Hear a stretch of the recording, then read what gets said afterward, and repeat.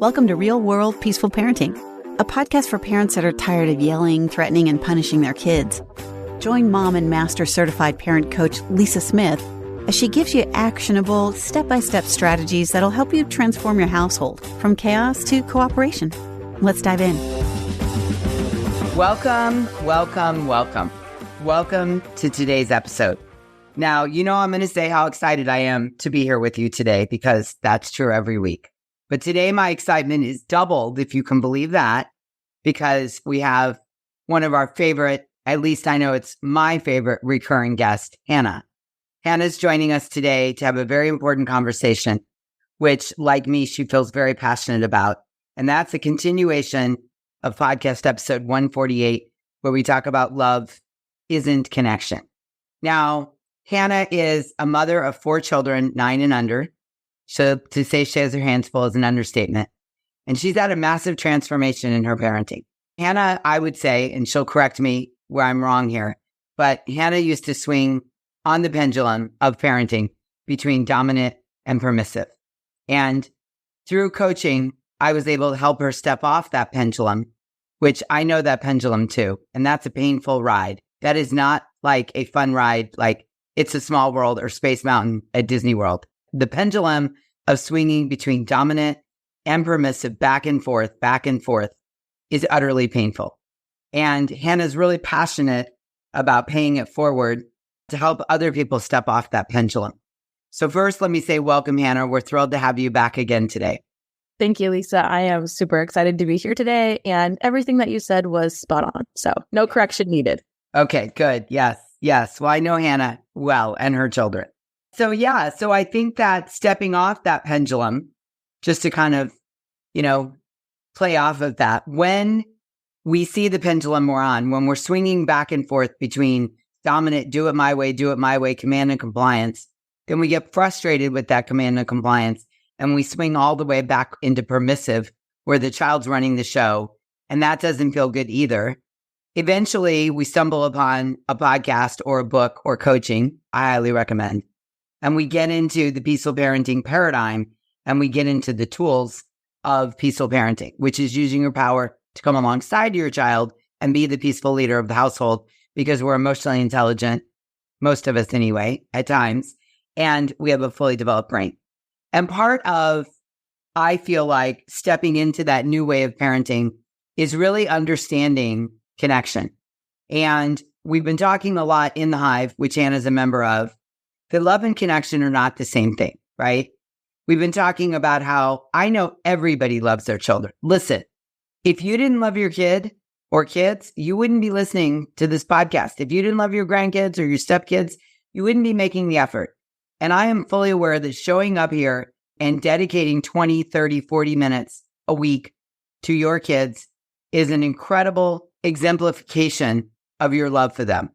So we are not discussing whether people love their kids or not. But what people sometimes confuse is love with connection. And what I'm very clear about, having been a parent coach for over 15 years and worked with thousands of families around the world, is that love and connection are not the same thing. Wouldn't you agree, Hannah? Absolutely. 100%. Yeah. So I would say that when we connect with our children, things happen like when they make a mistake, they run to us, not away from us. When they're hurt or they need assistance, or who they turn to help solve the problems. I would say that when you're connected to your children feel like they matter. Doesn't mean they're going to get their way all the time, but they feel like they matter. And Hannah and I were talking about this at the beginning. This feeling like you matter as a child is really near and dear to my own heart. And I want to sort of out myself here or share the lens that I look through with you all. For me personally, growing up, I didn't feel like I mattered. I felt like I was there to assist other people.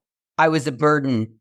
My feelings weren't even in the room, let alone cared about. What I wanted didn't matter to anybody. What I needed, what I was passionate about. There was a lot of conversation about the size of my body and in front of me, and my feelings about all that conversation didn't matter. I felt like I was a trophy to be carted around when I did something well or got good grades. And, I remember I used to say all the time, I chuckle about it now, but I remember when I was about 12 or 13, I started saying kids are people too, to myself. And it was kind of my theme, which is probably, how I ended up parent coach, because I do feel passionately the kids are people too. And I think sometimes we feel so much responsibility when we're caring for them, and we feel our own feelings of frustration and dismay and irritation that they won't just put their shoes on, right, and get in the car, that they feel like they don't matter to us. And I think at the end of the day, connection, the underbelly, if you will, of connection, is when the other person feels seen, heard, and valued, right? That's the definition. Thank you, Brene Brown. I feel seen, heard, and valued as a child in this family. People listen to me to relieve my suffering, not listen, which is, Thich Nhat Hanh's definition of empathetic listening. People aren't listening to fix or correct or change my opinion. They're listening first with the intention of easing my suffering. And I know that I matter. I matter to my parents. I matter in this world. I matter to my family as I am right now. I matter when I show you my light side, and I matter when I show you my shadow side. So that is what I invited Hannah to come and talk about with me today from a parent's perspective, as someone who works a lot on connecting with each of her children in different ways and has some examples of when things are working and connection doesn't happen. Yeah. So share with us your thoughts on all that, Hannah. Yeah, absolutely. I love all of that. And I think that it's spot on. And also, as you were talking, I was getting the imagery as you talk about how peaceful parenting is when we use our power to come alongside our children, and that image of connection. And it's not you against your child. It doesn't, like you said, it doesn't always mean that they're going to get their way, but you're together working towards something. If you have to get to school and they don't want to get to school and they said, I don't want to go, I'm not going to get dressed. You hear that, you hear what they're saying, you have a little conversation, tell me more, what's going on for you? You're still going to get them to school, but you're working together. You both have the goal of getting somewhere, moving forward. And it's not get dressed because I told you so. I don't care. This is what we're going to do. This is what we have to do. It's you working with them, and it really helps both the parent and the child. And I think what podcast episode 148 beautifully illustrated what's possible when you have connection. And I think you also did a good job in not shaming the parent that maybe struggles with connection. So I kind of want to speak to this a little bit. If you are a parent listening to this and you struggle with connection with your child, this is also to show you what's possible and that nothing's gone wrong. You can still foster this beautiful, deep connection with your child. It just shows you what can happen when you don't prioritize connection. It can show you a road that you might not want to find yourself on later on in life.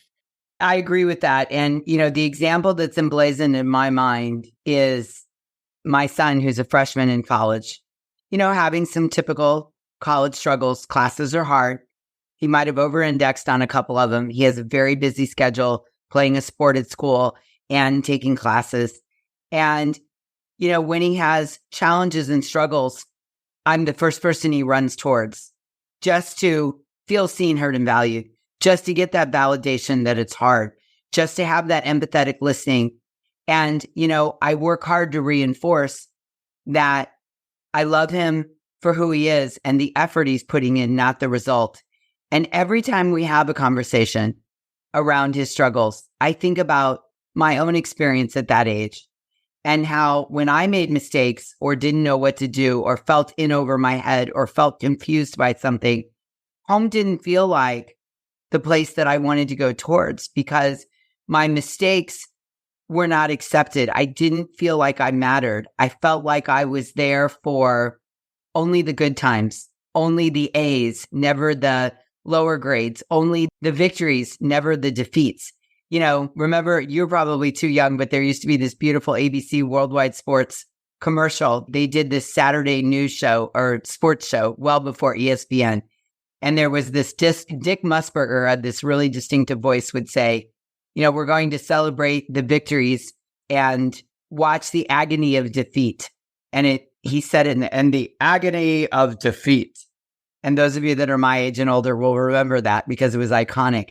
You want to be the safe place your children can run in the agony of defeat day in and day out. Remember, you hold the family values. You hold the fully developed brain. You hold the emotional intelligence. So when your child is struggling with something, a conflict at school, something they don't know what to do about, they've been playing soccer for a while and they want to quit, they want to try something, they notice that their body may not look the same as other people's and they want to have an open conversation about it. You want them to run towards you, not away from you. And especially not running to peers the same age as your child, right? If you have a 9-year-old daughter, you don't want her seeking the advice of the other 9-year-olds. And at the underbelly or the prerequisite of your child running to you in the agony of defeat, let's say, is connection. They have to feel they matter and they have to feel seen, heard, and valued. Yes. And it is something that is fostered every day and is built upon. You know, as you've talked about with your son, this is something that you've worked on for years, really building that connection and deepening it and strengthening it. And now you're seeing fruits of it. And not that you haven't seen fruits of it before, but it's something that you've worked hard for. Yeah, I wouldn't say hard. I would say I worked consistently at it over time. It did not come natural to me. And I know it doesn't come natural to you either. It takes consistent thoughts and effort. I've had to remind myself what connection is. There's many times I've wanted to jump in and snowplow, go in front of my son and make everything better or tell him exactly what to do. And, you know, that puts my son and I into a command and compliance cycle rather than connection and cooperation. So I've had to learn things like editing myself, you know, being the watcher of myself while I'm parenting, asking if he feels connected to me. Oh, there's a crazy idea. Asking, you know, do you feel seen, heard, and valued?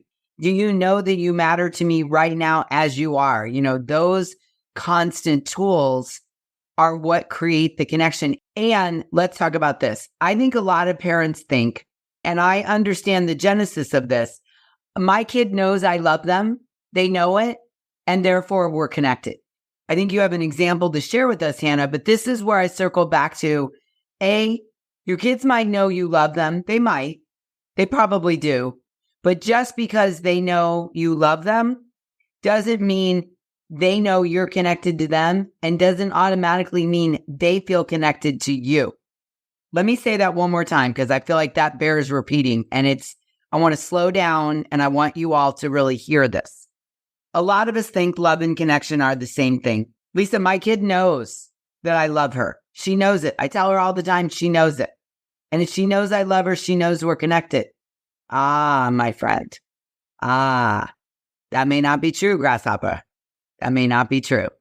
A child can know the parent loves them, but a child might not feel, and that's the operative word here, feel seen, heard, and valued by the parent. Love and connection are not the same thing. They require different activities in parenting. That's the point I'm trying to get across. They require different activities. Love is, I love you. I do nice things for you. I hug you. I kiss you. I tell you you're amazing. That is love, right? Love language. We all know that. Connection is, I see you. I hear you. I value you. I empathetically listen to you when you have something on your mind. And I communicate to you that you matter to me as a human being.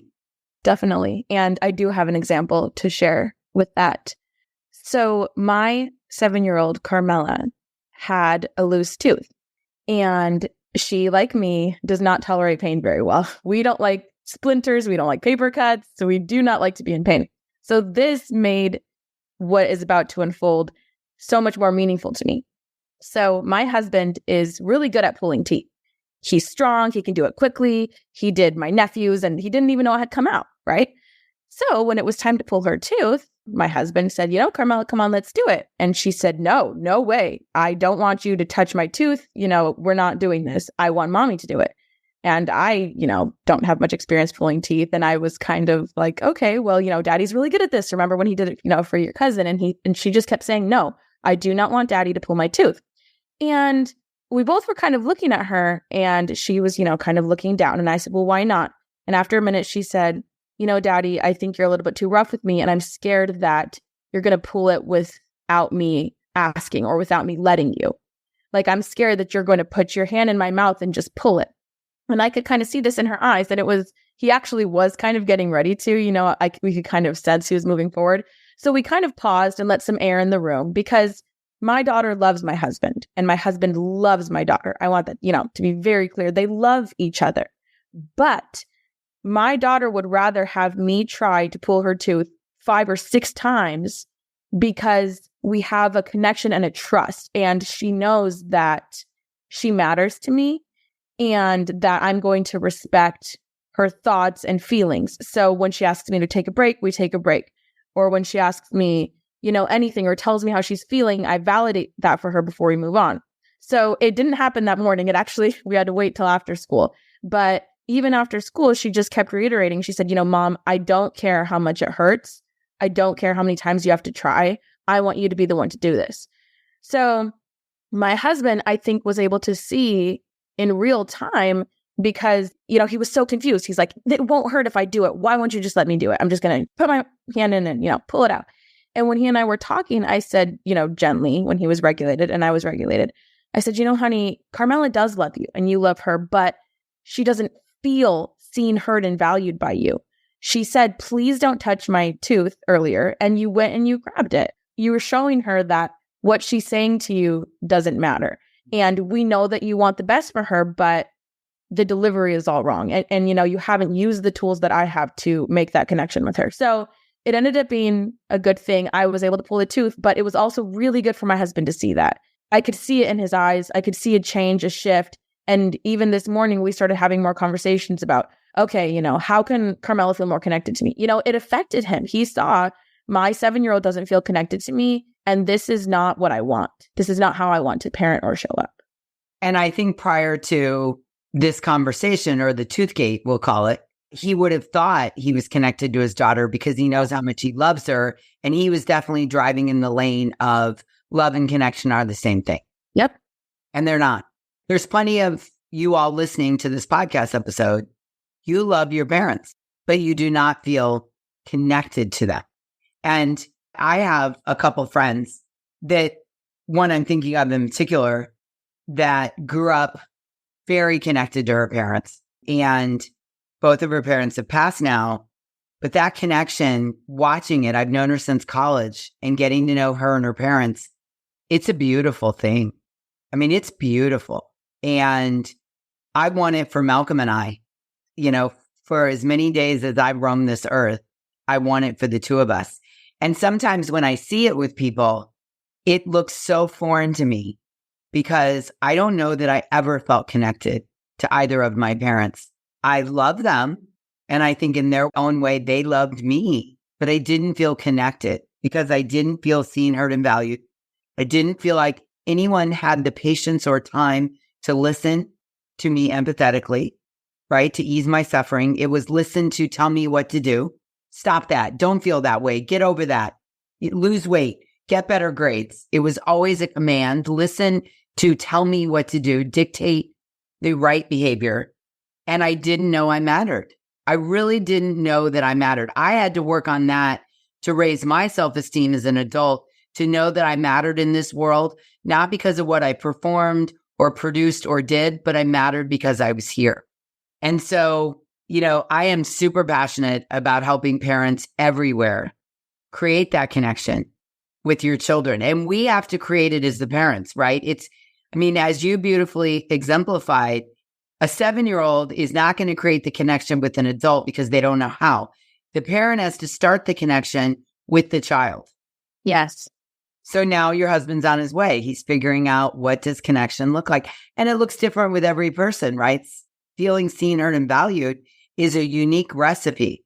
Yes. And as you touched on in episode 148, this is a new way of thinking for a lot of parents. A lot of parents think if my kids grow up and they have a beautiful house and a great job and a spouse, and their life looks good on the outside, I've done my job. That's the goal.